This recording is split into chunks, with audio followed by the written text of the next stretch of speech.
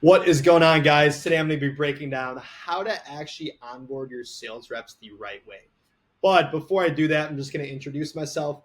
My name is John Magner. For the last 5 years, I've been building up uh, sales teams in various industries. Right now, I'm locked in on building B2B sales teams, whether that's software, marketing services, or consulting. You name it. If it's a B2B service or product, I can scale the team. I do full service management. I do consulting. I build out the automations, anything under the sun, you name it. I'm doing that. And my goal is to scale every business I touch to $500,000 a month and onward. So, let's get into it. So, like I was saying, most sales teams, they just hire reps and they just throw them in. They say, hey, man, here's your script, here's your CRM, go out and sell.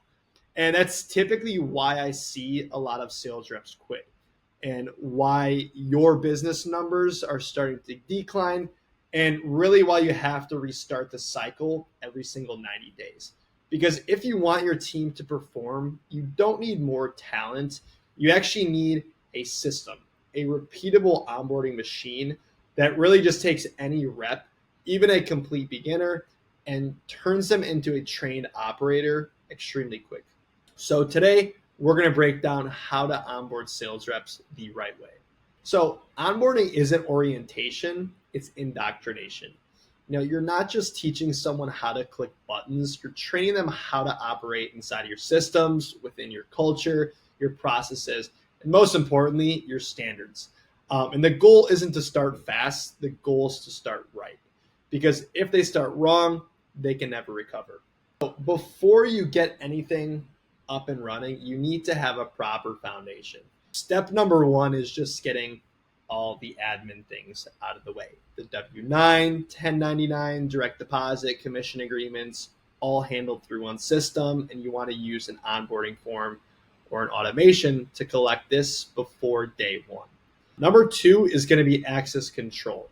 Get emails, get them invited to Slack channel or wherever your communication is, your CRM logins, access to all your sales assets, calendar integration. Really, everything should be preloaded, automated, and organized for these sales reps, because the faster that they're plugged into your ecosystem, the faster that they can ramp up. And the rule of thumb is no rep should ever have to ask, where's my login? You should already have that all provided. And typically what I do is I build everything out so seamless that typically most people don't have any questions. And if they do, it's because they skipped a step. You want to build out your onboarding system to be as dummy proof as possible. Now, once you get the boring stuff out of the way, you want to have product competency. Now, a lot of things that I see is people just throw in, a website and say, hey, review this, and just go out and sell. But the biggest thing is, before they touch phones, they want to get them to understand what they're actually selling and why it matters. Because, with us, we actually have every single rep complete a product competency training before they're even allowed to touch the phones. They should know the offer, the problem it solves, who's it for, the pricing, case studies, and objectives. And typically we have them go through a quiz or a certification. If they can't pass it, they don't move forward. And this step typically separates the order takers from the professionals. Because at the end of the day, when you want guys hopping on calls, you don't want them to come off, as extremely salesy. You want them to come off as a high-level expert and a consultant in their field.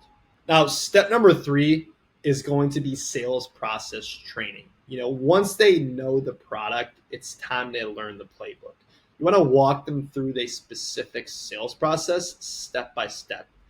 And before we get into this, a sales rep should know a prospect's journey from complete random to a customer. They should know where the leads are coming from, what they look like, what types of forms they're filling out. Because in reality, yes, they're only doing sales, but they should know all the marketing that goes into it. so that they can answer any questions and also talk to the prospect and communicate them to them in a proper standard. Because if a prospect fills out a form about them solving their needs for their roofing business, and this prospect is talking about something else because they don't know what ad they come through or what funnel, it's going to completely mess up the entire frame. And the biggest thing is prospects fill out a lot of ads every single day. Me, for example, I'm filling out ads all the time. A lot of times these guys forget what they're filling out. So you should know exactly the funnel that they came through to give them a reminder, especially for setters. So after that, you should go through the sales process. Step 1, frame the call. Step 2, the discovery. Step 3, presentation, the objection handling, the close, the post-call follow-up, all of that stuff. And they should actually have live call recordings. So very simple, but they should have all this information. And most of all, you should have hundreds of call recordings. You should have, if you're doing cold calling, you should have cold calling call recordings, appointment setter call recordings from inbound leads, and closing call recordings. You should have every single call recorded so that a closer and a setter can review as much as possible. Because the goal here is to install your language patterns and the psychology behind everything. Not just what to say, but also how to think. And then lastly, you want to have them go through the tech stack training. Now that they know the product, they know the sales training, you want to teach them how to actually track everything. Because the biggest thing with you build out the foundation is going to be systems. You want to know how to use a CRM, whether that's Close.io, Salesforce, HubSpot, Go High Level. They should know how the calendar booking system works, how the communication system works, what type of softwares they're using for training, the Google Sheets for KPIs, different things like that.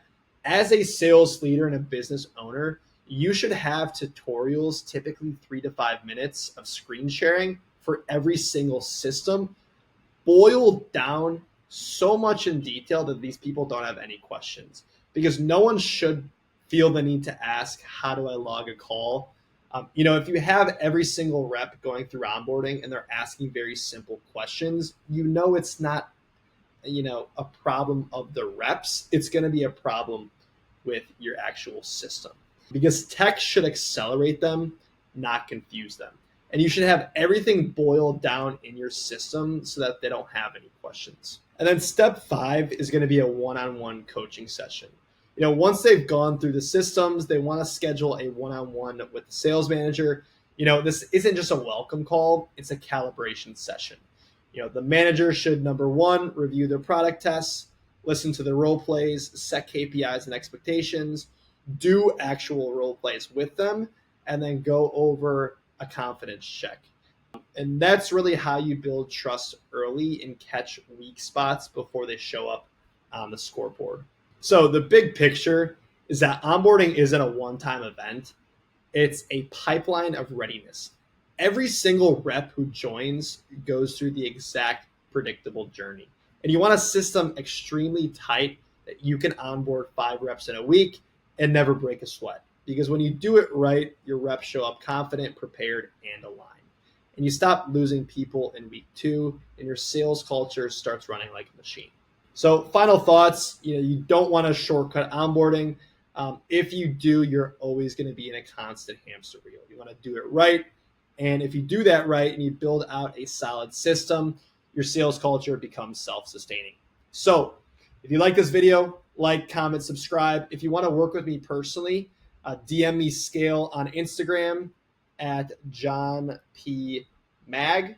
Reach out to me directly and we can go from there. Thanks, guys.